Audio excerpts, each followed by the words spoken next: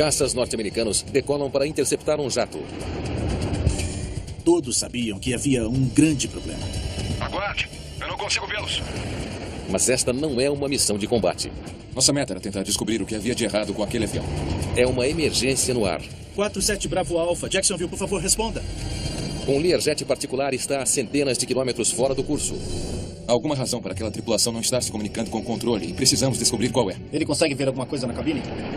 A aeronave estava voando para uma grande área metropolitana. Alguém chame o Learjet.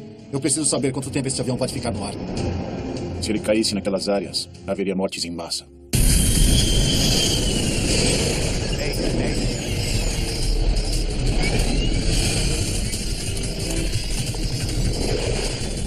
Acidentes aéreos. Esta é uma história real baseada em relatórios oficiais e relatos de testemunhas. Silêncio mortífero. É 8h30 da manhã no Aeroporto Internacional de Orlando. Luzes. Ligadas? Rádios. Os pilotos de um Learjet particular executam a sua checagem pré-voo. Ligados? Eles estão se preparando para levar passageiros conhecidos. Prontos para taxiar. Bem a tempo. Olha o homem em pessoa. Bom dia. O jogador de golfe profissional Payne Stewart está a caminho de Dallas com alguns parceiros comerciais. Claro, da área do alvo é grande, mas se você erra, o bunker vai comê-lo vivo. Payne Stewart é uma das figuras mais extravagantes do mundo do golfe. Aos 42 anos, Payne está fazendo um grande retorno. Ele acaba de ganhar o US Open, um dos eventos mais importantes do Tour. Mas ele é quase tão famoso por seu guarda-roupa típico quanto é por seu jogo. Payne Stewart era extravagante, era expansivo, era envolvente. O pai dele sempre usava blazers coloridos. E ele sempre disse ao Payne, você quer se destacar. Então Payne disse, vou usar calças curtas, meias e boina. Por isso até que não acompanhava golfe sabia quem ele era pela forma como ele se vestia. Eu quero mostrar a minha ideia para aquele bunker. Payne Stewart espera que o seu futuro no golfe vá além de jogar. Ele tem grandes planos para a construção de um novo campo na Universidade de Dallas, onde ele aperfeiçoou suas habilidades como amador.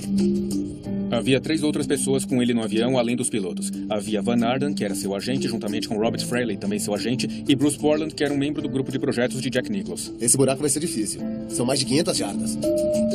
Payne voa regularmente no Learjet, um avião que leva o nome do homem que o projetou.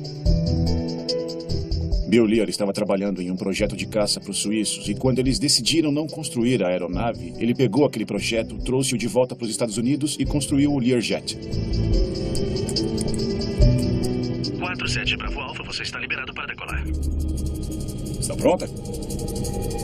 Então vamos lá. Empuxo e decolagem. O comandante Michael Kling está bem qualificado para pilotar essa máquina de alto desempenho. Ele é um ex-piloto da Força Aérea e instrutor de voo. Muitos pilotos saíram da Força Aérea e começaram a pilotar Learjets porque davam a eles o desempenho a que estavam acostumados. Era como um Porsche ou uma Ferrari de jatos executivos.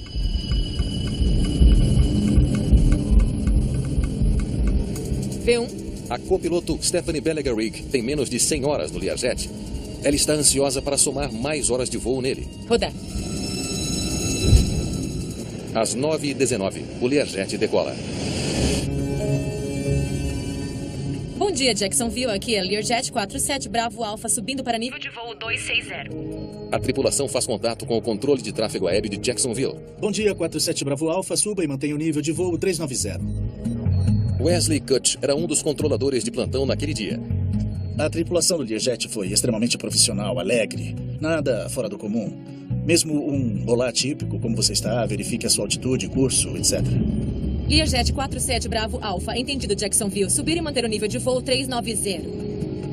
O controlador autoriza o jato a continuar a subir até 39 mil pés. O Learjet geralmente voa mais alto do que os aviões comerciais. Ao voar em grandes altitudes, onde o ar é rarefeito, o Learjet poupa combustível. Você obtém uma boa economia, então vai do ponto A ao B e isso lhe custa menos. O plano de voo pede que o avião voe para noroeste em direção a Cross City, Flórida. E em seguida vire para oeste e voe direto para Dallas. 14 minutos depois da decolagem, o Learjet viajou 120 quilômetros. É hora de passar o controle do avião para um novo controlador de tráfego aéreo. O controle de tráfego aéreo é uma série do que chamamos de transições. E isso significa que é hora dele atravessar para o setor de outra pessoa. 47 Bravo Alpha, entre em contato com o Jack Center em 135.65. Os pilotos precisam mudar para uma frequência de rádio diferente para falar com o próximo controlador. 47 Bravo Alpha, responda, por favor. Mas não há resposta. Não há nada realmente incomum em perder uma mudança de frequência. É cedo, logo após a decolagem, parte do princípio de que eles estão tratando de fazer tudo o que tem que ser feito. Realmente não era alarmante. 47 Bravo Alpha, entra em contato com o Jack Center em 135.65. Todos os controladores sempre lembram quando não tiveram uma resposta sobre uma mudança de frequência. E eles dão um tempo, continuam a fazer o seu trabalho e em seguida voltam àquela aeronave. Eles tentam novamente. 47 Bravo Alpha, aqui é Jack Center. O que foi? Aquele Learjet. Não está respondendo. Está fora da frequência? Há uma infinidade de razões para uma aeronave perder uma chamada. Vamos ver se ele nivela quando deve. O Learjet quase atingiu a sua altitude de cruzeiro pré-aprovada de 39 mil pés. Ainda estão subindo? Deixe-me ver o plano de voo.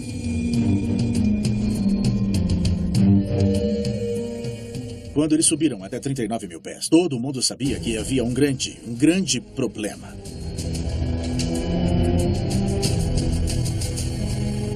Eles têm uma curva a fazer em Cross City. Vamos torcer para fazerem a curva. Vou tentar de novo em outra frequência. 47 Bravo Alpha, Jacksonville, por favor, responda. Ao mesmo tempo, pilotos de outros aviões na área também tentam contatar o Learjet. 47 Bravo Alpha, responda. Tem essa coisa de irmãos de sangue entre os pilotos. Se algo está começando a dar errado, talvez você possa interferir com segurança e remediar a situação. Se os rádios do Lear estivessem falhando, mas ainda não falharam de vez, então uma retransmissão pode ser configurada para se comunicar com a aeronave em terra. Qualquer piloto, você tem contato com o Learjet? Negativo, nada do Learjet. Faz 20 minutos que o avião de Payne Stewart deixou Orlando. Controladores observam apreensivos enquanto ele se aproxima de Cross City. É um momento crítico. Eles sabem que, a qualquer segundo, o Learjet deve virar para o oeste, na direção de Dallas. O nível de tensão era tão alto que daria para ouvir um alfinete cair.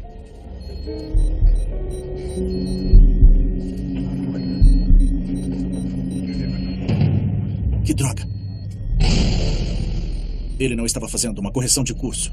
Havia algo muito errado. Aqui é Jacksonville Center. Eu estou declarando uma emergência. Estávamos todos em estado de choque, não acreditando naquilo. Aqui é o Benson. Especialistas da National Transportation Safety Board são notificados da emergência. Me arranja um mapa. Ok. Uma vez que o sistema de controle de tráfego aéreo percebeu que a aeronave tinha se desgarrado, por assim dizer, o próximo passo era tentar descobrir o porquê. Ou ele foi sequestrado ou deu algum defeito. A tripulação estava incapacitada de alguma forma. É aqui que eles estão agora.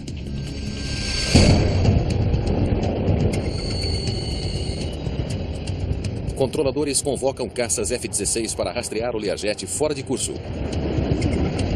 A tripulação está incapacitada? Há algo de errado com a aeronave? Há alguma razão para a tripulação não estar se comunicando com o controle. Então o nosso trabalho é ir para cima e descobrir o porquê.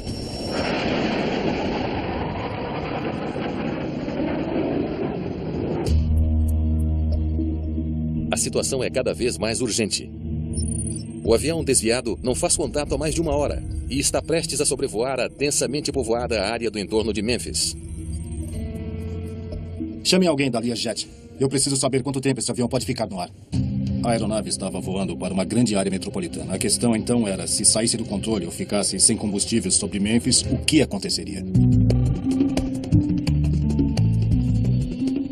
Jim Tidball, investigador da Learjet, é imediatamente recrutado para a equipe. Onde ele está agora? A sua primeira tarefa é determinar o quão longe o avião pode chegar com o combustível que tem a bordo. Eu quero dados de desempenho do 35 agora. Quando o avião não fez a curva, ele continuou em direção a Memphis. E depois de Memphis, ele iria em direção a St. Louis. E depois de St. Louis, iria em direção a Minneapolis. Essas são todas as grandes áreas metropolitanas. Se ele caísse nessas áreas, haveria mortes em massa.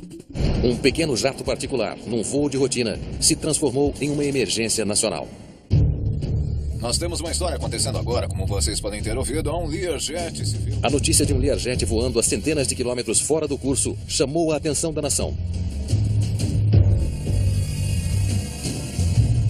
Aumente o volume para mim. Força Aérea está simplesmente dizendo que... Investigadores da NTSB ficam atentos à cobertura da mídia. Tentam descobrir o que está... Começamos a montar nossa equipe de investigação e monitoramos a situação pela televisão, assim como muitas pessoas nos Estados Unidos. Ele tinha uma carga completa de combustível quando partiu. Por isso a situação ficou bem estranha para nós. Para realizar todo o seu trajeto. Há algumas boas notícias. O avião passou pelo espaço aéreo de Memphis. Pelo menos não atingiu a cidade. Mas a crise está longe de terminar. Os controladores ainda não sabem por que o avião não está respondendo. E há mais centros urbanos no caminho do Learjet.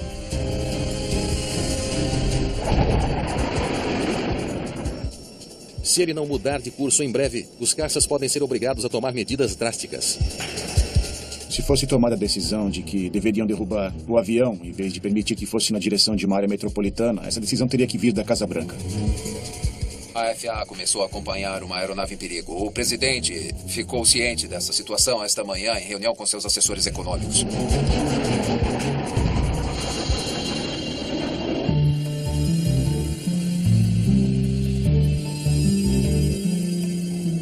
Tudo bem, acho que consegui alguma coisa. Jim Tidball fez um cálculo aproximado de onde o avião vai ficar sem combustível. A CTA continuou dando à equipe dados em tempo real a respeito de onde o avião estava, a direção em que estava voando e tudo mais. De modo que sempre sabíamos onde o avião estava e, calculando o consumo de combustível nessas altitudes, poderíamos descobrir o quão longe ele iria. O melhor palpite é Dakota do Sul. Possivelmente Dakota do Norte. Não dá para dizer mais do que isso.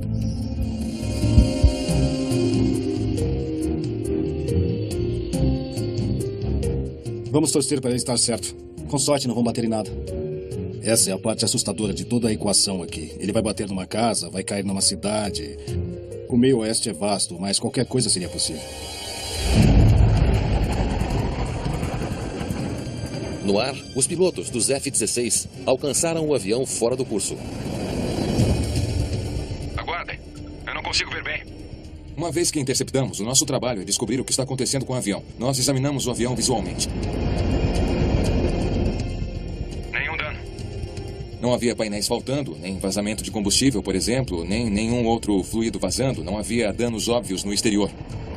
Os pilotos dos caças estão desesperados para se comunicar com a tripulação do Learjet. Então eles fazem uma manobra aérea arriscada. Muito bem, vou tentar acordá-los. Talvez, sabe, voando pelo meu rastro, a turbulência causada pelo caça-líder, neste caso, provocaria alguma reação deles.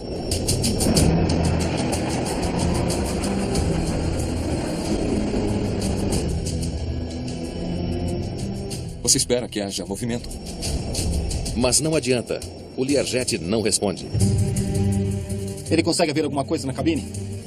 Aguarde, vou olhar mais de perto. Mas o Coronel Olson não desiste. Embora o seu F-16 seja projetado para voar em velocidades muito mais altas, ele o pilota mais para perto para dar uma olhada melhor. Voar um F-16 a uma velocidade de ar baixa pode ser difícil, especialmente em grandes altitudes.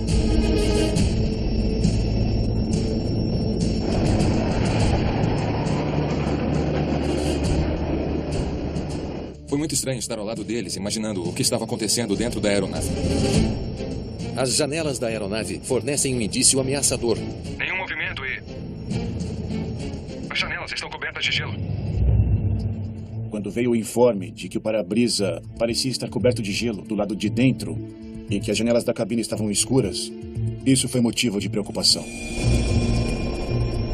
Se as pessoas estivessem conscientes, estariam tentando raspar aquela condensação para que pudessem ver. Então, se não vê nenhuma tentativa de se livrar daquela condensação, você logo pensa qual é a condição da tripulação e dos passageiros que estão a bordo dessa aeronave. A dura realidade da situação se instala.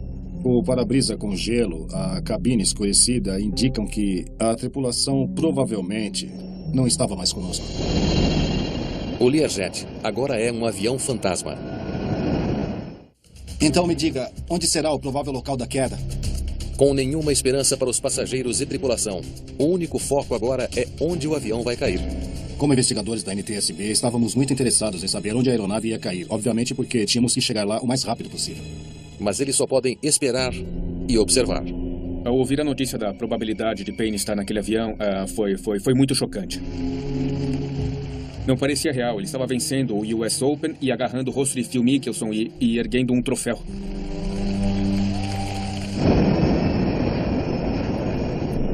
Após cerca de 4 horas no ar, o Learjet se aproxima de Aberdeen, Dakota do Sul. Entendi. Ele pode cair a qualquer hora. Segundo os cálculos, o jato está quase sem combustível. Ao 12:10, acontece. Um dos motores apagou e ele começou uma curva. Eu disse algo do tipo, cuidado, a aeronave está numa curva. Não sabíamos para onde a aeronave ia, mas estava começando a se mover. O Learjet, levando Payne Stewart e 5 outras pessoas, está caindo do céu. Estamos descendo, estamos descendo. E aonde é que vai bater?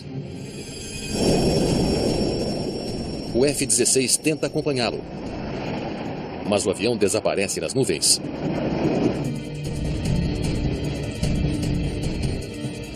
Ele cai abaixo do alcance do radar.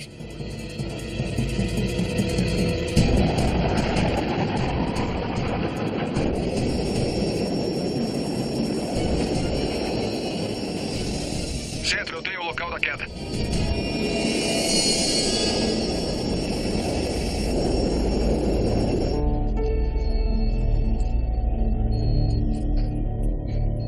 Sentimos como se tivéssemos levado um soco no estômago. Não podíamos fazer nada. Foi um dia muito ruim.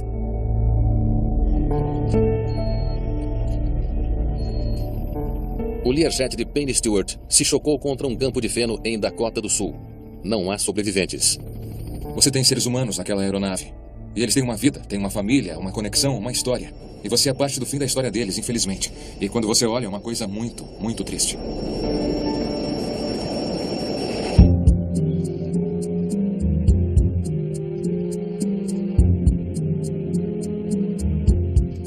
Agora acabou. Acho que houve uma sensação de alívio quando o avião caiu mesmo numa área rural e que não caiu, de fato, numa grande área metropolitana. Este é o local onde o avião caiu após o seu voo de 2.400 quilômetros e 4 horas de duração, bem no meio da nação. A bordo estava o jogador de golfe Payne Stewart, bicampeão do torneio US Open. Os caras ficam conhecendo uns aos outros muito bem. É uma comunidade muito unida com a mídia, com os jogadores, com as famílias. E ver alguém dessa família ser levado embora de forma tão trágica é realmente muito triste. Na comarca de Brown, Dakota do Sul, o acidente abalou os moradores locais. E depois de alguns giros e voltas e tudo mais, ele caiu. Provavelmente levou uns 12 segundos para bater no chão.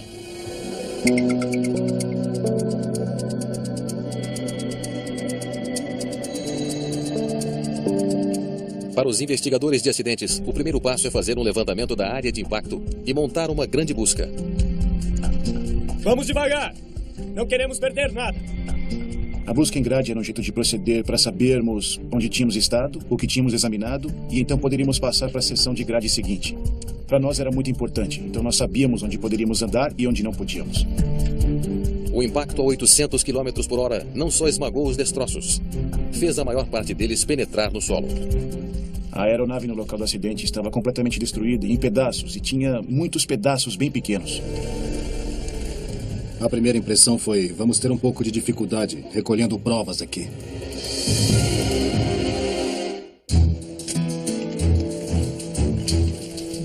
No local do acidente do Learjet, os investigadores escavam várias camadas de terra. Eles procuram por destroços em cada centímetro. Quase se tornou uma escavação arqueológica, tirando camadas enquanto descíamos através da terra. Um bom investigador não pode tomar decisões com base em informações iniciais. Você tem que ter todos os dados para que possa fazer um trabalho adequado.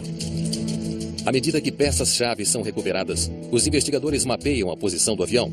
Eles querem encontrar a cauda e, com ela, o gravador de voz da cabine. Enquanto vasculhávamos os escombros na cratera, começamos a encontrar peças que estavam perto do gravador de voz da cabine. Sabíamos que estávamos procurando na área certa. Nós estávamos confiantes para encontrar o gravador. Enquanto isso, Bob Benson, da National Transportation Safety Board, está juntando as peças que eles têm até agora. Certo. Vamos ver o que temos. Por ter acompanhado o voo, ele tem uma vantagem incomum no caso. Um investigador saber que um acidente vai ocorrer antes de acontecer é muito incomum. Dá uma sensação estranha. um sentimento de tristeza. Saber que um acidente vai ocorrer e você arruma suas malas antes. É diferente de saber depois que ocorreu. Os motores estavam bem. Os pilotos dos F-16 estavam coletando dados. Disseram que ambos os motores estavam funcionando. Eles podiam ver 2 rastros. Ele tinha alguma energia elétrica porque a navegação e luzes rotativas de sinalização estavam funcionando. A parte elétrica estava funcionando. O que mais sabemos? Os pilotos dos F-16 também notaram algumas flutuações incomuns na altitude do Learjet antes dele cair. Aguardem. Vou olhar mais de perto.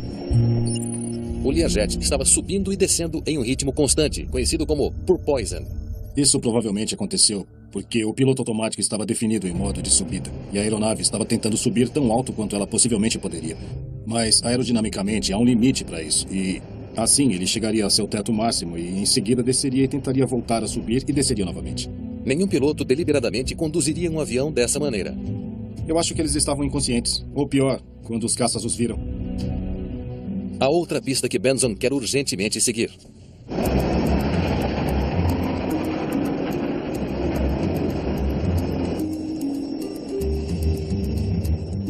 Nenhum movimento e... as janelas estão cobertas de gelo. Os pilotos dos F-16 nos disseram que havia uma grande área de gelo, de fato cobrindo 90% ou mais do para-brisa da aeronave, na parte de dentro. Isso, obviamente, indica que, em algum momento, tudo ficou muito frio lá dentro. Então, não era uma resposta para todas as nossas perguntas. Mas nos levou rapidamente a pensar que pode ter havido um problema de pressurização a bordo.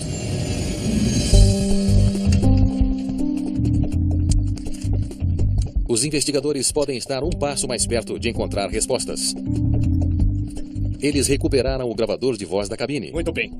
O único dispositivo de gravação a bordo. O gravador estava esmagado quando o encontramos e tinha dúvidas de que não conseguiríamos tirar nada dele.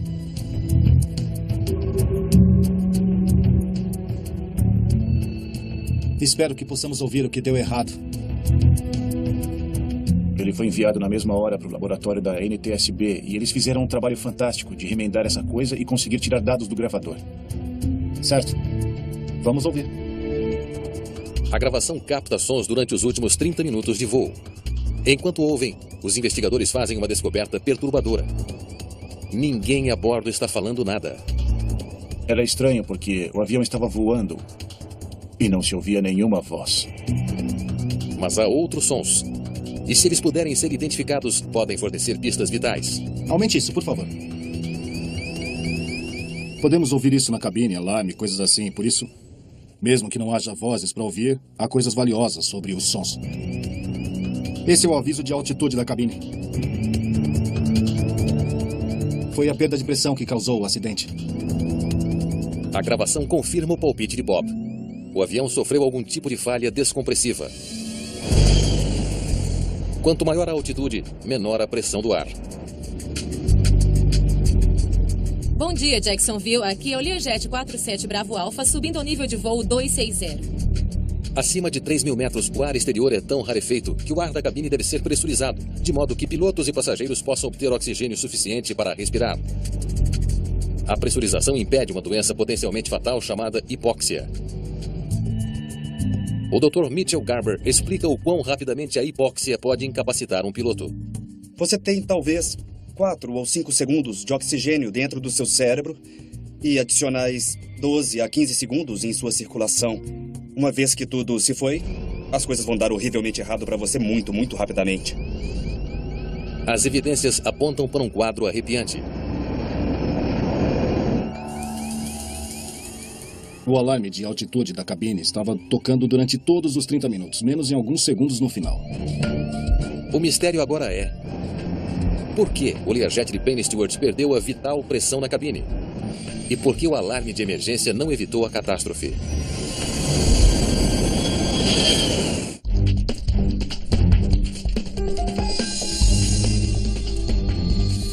Sistema de pressurização. Não é o suficiente para seguir. A busca no local do acidente resulta em muito pouco do sistema de pressurização. Apenas um par de válvulas danificadas. A única coisa positiva a fazer é trabalhar com o que se tem. Você vai para a guerra com o que tem, não com o que gostaria de ter.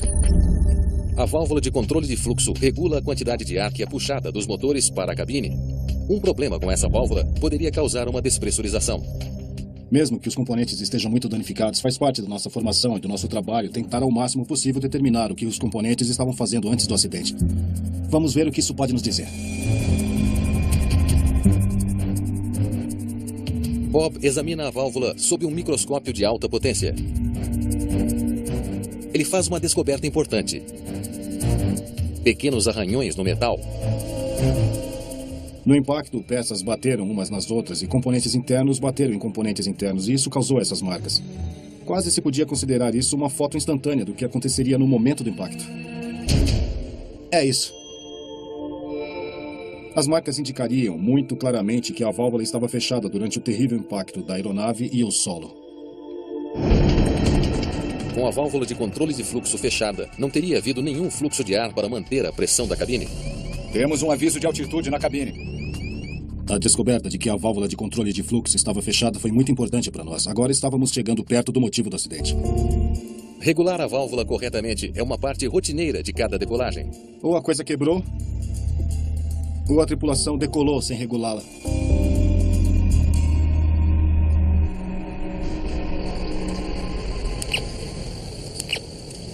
Vamos ver o que dá para fazer. Para verificar se houve falha mecânica, os investigadores precisam de mais peças do mecanismo que abre e fecha as válvulas. Eles intensificam os esforços de busca no local da queda. Nós compramos e alugamos detectores de metais e as pessoas estavam de 4 peneirando a terra com telas para tentar encontrar esses componentes. Os investigadores enchem caixas com peças recuperadas. Mais alguma coisa do sistema de pressurização? Mas o mecanismo de válvula nunca foi encontrado. Quando encontramos uma pista e não podemos segui-la por todo o caminho até o fim, fica muito frustrante para os investigadores. Sabemos que temos parte da evidência, mas não todas elas. Toque desde o início. Quero ouvir algo que ela disse antes da decolagem. Bob se volta para as gravações do controle de tráfego aéreo, que capturaram todas as chamadas de rádio com a tripulação do Learjet. Torre de Orlando, 47 Bravo Alfa, solicitando taxiar. Ele espera que as gravações possam lhe dizer quando o Learjet começou a descomprimir. O ar usado para pressurizar o avião vem dos motores, então ele pode ser um pouco quente. É por isso que alguns pilotos esperam até o último minuto antes de abrir a válvula de fluxo de ar. V1. Eles se esqueceram de fazer isso? Rodar.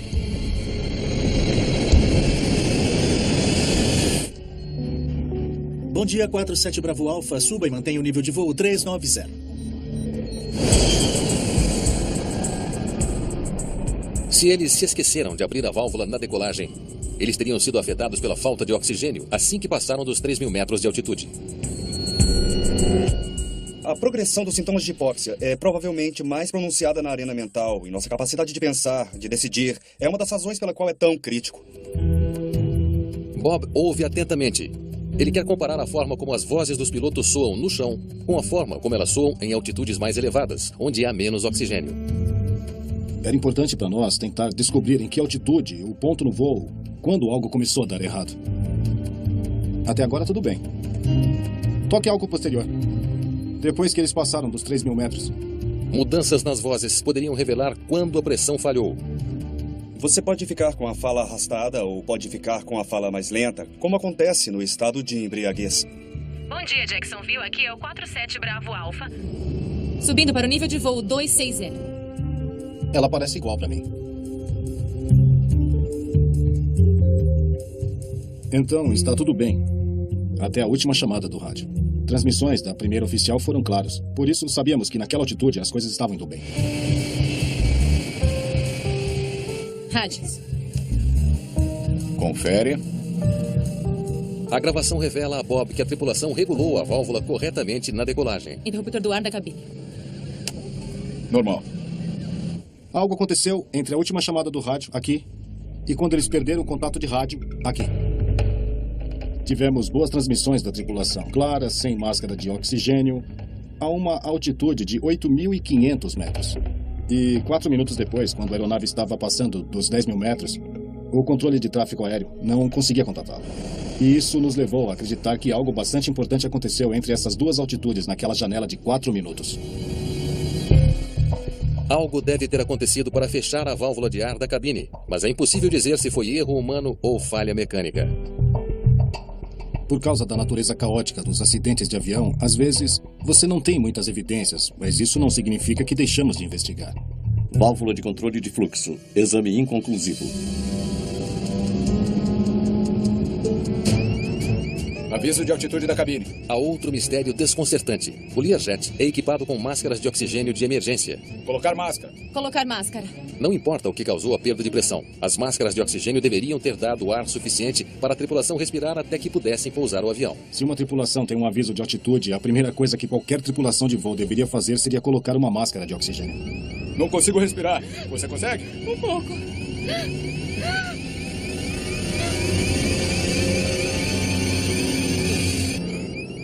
Poderia o sistema de oxigênio de emergência ter falhado? Bob vasculha os registros de manutenção do Learjet. Parece que tudo estava funcionando bem. Ele descobre que em diversos voos anteriores, a tripulação do Learjet usou as máscaras sem quaisquer problemas. Nós determinamos que o oxigênio estava a bordo e a tripulação poderia tê-lo usado. Então, a questão se tornou por que eles não usaram o oxigênio suplementar. É hora de uma nova abordagem.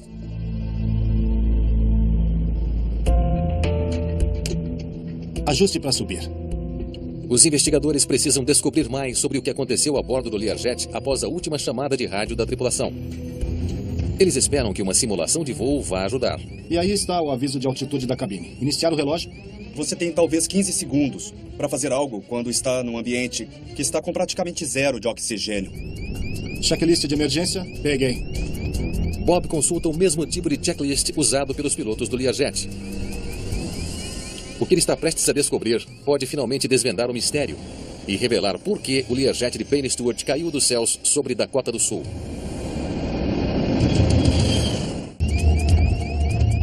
Eu acho que todos nós meio que tínhamos em mente a checklist que se faz uma vez que ouvimos o alarme de altitude ou qualquer outra indicação de um evento de descompressão que você vai colocar sua máscara de oxigênio, é o primeiro item, mais imediato. A perda simulada de pressão na cabine leva Bob a uma descoberta surpreendente. O primeiro item na checklist de emergência não é colocar máscaras de oxigênio. A 3.000 metros, mais ou menos 150 metros, o controle da válvula de pressão de saída está presa. O texto, à primeira vista, era um pouco confuso. Eu imagino que seria muito confuso se você estivesse sob uma situação de emergência, tentando descobrir exatamente o que aquilo queria dizer. Isso desativa o modo automático e impede que a altitude na cabine suba ainda mais se há falha no sistema de controle automático. Eu não acredito que não colocamos as máscaras de oxigênio.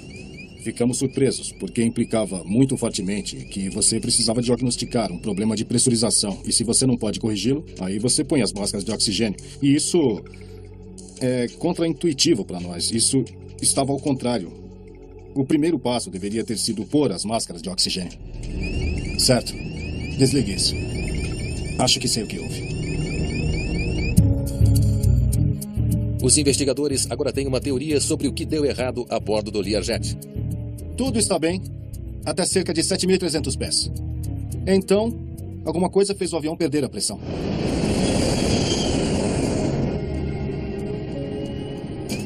Temos um aviso de altitude na cabine. Checklist de emergência. Eles pegam a checklist e começam um diagnóstico. O que diz a checklist? A 3.000 metros, mais ou menos 150 metros, o controle da pressão para a válvula de saída está preso.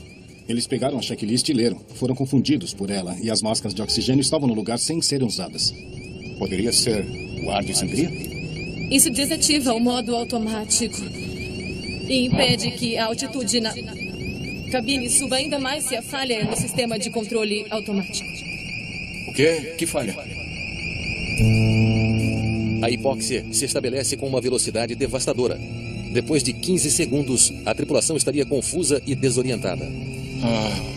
Pode ler de novo? Tá bom. Muito disso depende da rapidez com que a hipóxia se estabelece, e uma grande parte depende do indivíduo. Mas o que acontece com frequência, e provavelmente o mais importante, é a dificuldade de pensar. A 3.000. A pressão de controle é... Padrões de pensamento ficam cada vez mais confusos e menos deliberados. Você realmente começa a perder a consciência. E se você não receber um fornecimento de oxigênio, você vai acabar morrendo por falta dele. Mas antes que possa solucionar o problema, a tripulação perde a consciência.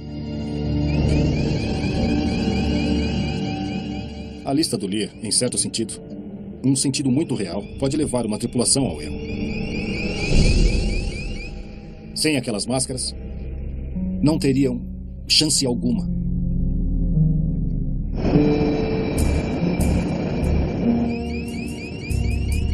Em vez de um alarme alto, talvez se tivesse uma gravação no avião dizendo: ponha sua máscara de oxigênio. Seria mais eficaz. Em vez de ter pessoas que precisam tentar descobrir o que o som é, ter que lidar com o som em si e depois tentarem descobrir o que deveriam fazer a respeito disso.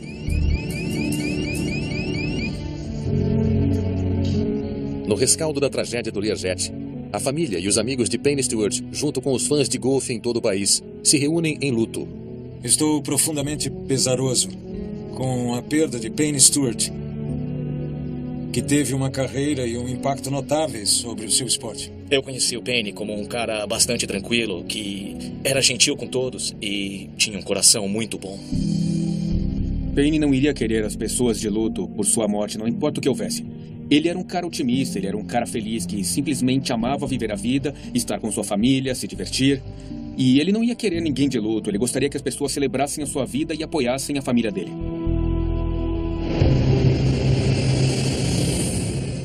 V1. Rodar. Os investigadores nunca conseguirão determinar de forma conclusiva o que causou a despressurização do avião. A descompressão pode ter sido causada por uma vedação com vazamento numa porta, um vazamento pequeno do tamanho de um lápis na parte lateral da aeronave, uma avaria no sistema. Nós não sabemos.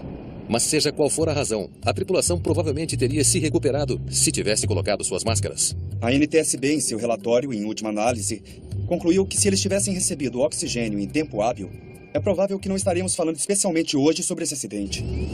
Temos um aviso de altitude na cabine. Checklist de emergência. Após a investigação, a NTSB recomendou mudanças importantes nas checklists da aviação. Insistimos fortemente que essa checklist, que nós suspeitamos ter deixado a tripulação confusa, fosse alterada para torná-la mais clara e mais útil em caso de emergência. A FAA respondeu rapidamente. Pôr máscaras de oxigênio é agora o primeiro item da checklist, não apenas para Learjets, mas para toda aeronave semelhante no céu. Ficamos satisfeitos com os resultados. A checklist foi alterada. E repito, não só para o Lear, mas a FAA insistiu que outras aeronaves, outros jatos executivos reavaliassem as suas checklists para torná-las bem claras. Eu acho que a lição mais importante para mim é entender a sua checklist de emergência. A checklist de emergência existe por uma razão, que é manter você seguro. Nada fora do comum. Mesmo um olá típico, como você está, verifique a sua altitude, curso, etc. Learjet 47 Bravo Alpha, entendido Jacksonville. Subir e manter o nível de voo 390. O controlador autoriza o jato a continuar a subir até 39 mil pés. O Learjet geralmente voa mais alto do que os aviões comerciais. Ao voar em grandes altitudes, onde o ar é rarefeito, o Learjet poupa combustível. Você obtém uma boa economia, então vai do ponto A ao B e isso lhe custa menos. O plano de voo pede que o avião voe para noroeste em direção a Cross City, Flórida. E em seguida vire para oeste e voe direto para Dallas. 14 minutos depois da decolagem, o Learjet viajou 120 quilômetros. É hora de passar o controle do avião para um novo controlador de tráfego aéreo. O controle de tráfego aéreo é uma série do que chamamos de transições. E isso significa que é hora dele atravessar para o setor de outra pessoa. 47 Bravo Alpha entra em contato com o Jack Center em 135.65. Os pilotos precisam mudar para uma frequência de rádio diferente para falar com o próximo controlador. 47 Bravo Alpha, responda, por favor. Mas não há resposta. Não há nada realmente incomum em perder uma mudança de frequência. É cedo, logo após a decolagem, parte do princípio de que eles estão tratando de fazer tudo o que tem que ser feito. Realmente não era alarmante. 47 Bravo Alpha entra em contato com o Jack Center em 135.65. Todos os controladores sempre lembram quando não tiveram uma resposta sobre uma mudança de frequência. E eles dão um tempo, continuam a fazer o seu trabalho e em seguida voltam àquela aeronave. Eles tentam novamente. 47 Bravo Alpha, aqui é Jack Center. O que foi? Aquele Learjet. Não está respondendo. Está fora da frequência? Há uma infinidade de razões para uma aeronave perder uma chamada. Vamos ver se ele nivela quando deve. O Learjet quase atingiu a sua altitude de cruzeiro pré-aprovada de 39 mil pés. Ainda estão subindo? Deixe-me ver o plano de voo.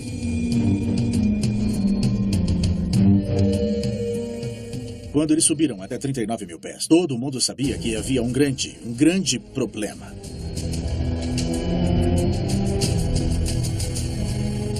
Eles têm uma curva a fazer em Cross City. Vamos torcer para fazerem a curva. Vou tentar de novo em outra frequência. 47 Bravo Alpha, Jacksonville, por favor, responda. Ao mesmo tempo, pilotos de outros aviões na área também tentam contatar o Learjet. 47 Bravo Alpha, responda. Tem essa coisa de irmãos de sangue entre os pilotos, se algo está começando a dar errado. Se preparando para levar passageiros conhecidos. Prontos para taxiar. Bem a tempo. Olha o homem em pessoa. Bom dia. O jogador de golfe profissional Payne Stewart está a caminho de Dallas com alguns parceiros comerciais. Claro, da área do alvo é grande, mas se você erra, o bunker vai comê-lo vivo. Payne Stewart é uma das figuras mais extravagantes do mundo do golfe. Aos 42 anos, Payne está fazendo um grande retorno.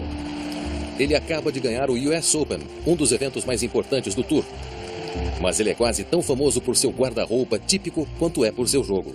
Payne Stewart era extravagante, era expansivo, era envolvente. O pai dele sempre usava blazers coloridos. E ele sempre disse ao Payne, você quer se destacar. Então Payne disse, vou usar calças curtas, meias e boina.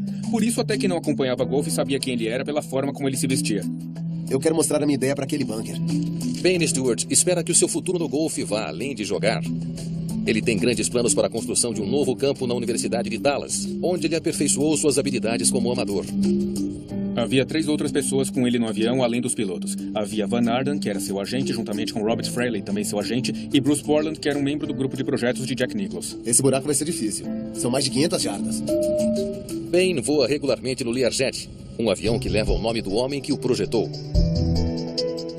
Bill Lear estava trabalhando em um projeto de caça para os suíços e quando eles decidiram não construir a aeronave, ele pegou aquele projeto, trouxe-o de volta para os Estados Unidos e construiu o Learjet.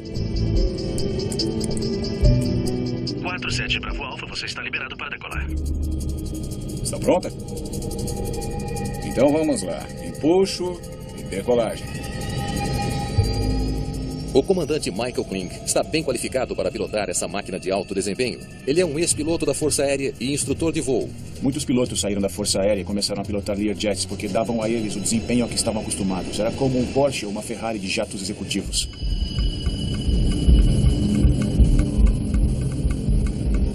V1. A copiloto Stephanie Belegarig tem menos de 100 horas no Learjet. Ela está ansiosa para somar mais horas de voo nele. Rodar. Às 9h19, o Learjet decola. Bom dia, Jacksonville. Aqui é Learjet 47 Bravo Alpha, subindo para nível de voo 260. A tripulação faz contato com o controle de tráfego aéreo de Jacksonville. Bom dia, 47 Bravo Alpha, suba e mantenha o nível de voo 390.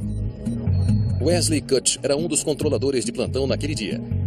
A tripulação do Learjet foi extremamente profissional, alegre. Caças norte-americanos decolam para interceptar um jato. Todos sabiam que havia um grande problema. Aguarde, eu não consigo vê-los. Mas esta não é uma missão de combate. Nossa meta era tentar descobrir o que havia de errado com aquele avião. É uma emergência no ar. 47 Bravo Alpha, Jacksonville, por favor, responda. Um Learjet particular está a centenas de quilômetros fora do curso. Há alguma razão para aquela tripulação não estar se comunicando com o controle e precisamos descobrir qual é. Ele consegue ver alguma coisa na cabine? A aeronave estava voando para uma grande área metropolitana. Alguém chame o Learjet. Eu preciso saber quanto tempo esse avião pode ficar no ar. Se ele caísse naquelas áreas, haveria mortes em massa.